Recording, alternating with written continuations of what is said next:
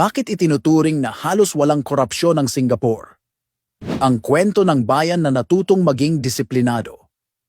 Noong unang panahon, may isang maliit na bansa sa Timog Silangang Asya na walang likas na yaman, maliit ang lupain, at kakaunti ang populasyon.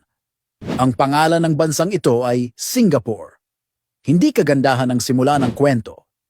Noong dekada 60, ang Singapore ay puno ng kahirapan, mga slum, at kriminalidad. Maraming opisyal ang tumatanggap ng lagay. Ngunit dumating ang isang leader na nagngangalang Lee Kuan Yew, isang matalino, istrikto, at hindi natatakot tumapak ng paa sa matitinik na desisyon.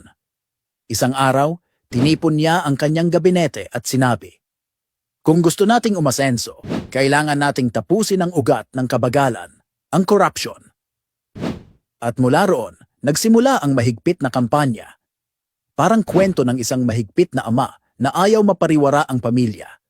Sa Singapore, ang ahensya na tinatawag na Corrupt Practices Investigation Bureau, CPIB, ay parang lolo mong tagapagbantay, mataas ang kilay, hindi natutulog, at walang kinikilingan. Kahit mataas kang opisyal, pag ikaw ay naamoy nilang may kalokohan, huhulihin ka agad. May isang kwento tungkol sa isang opisyal na malapit kay Lee Kuan Yew na nabulgar na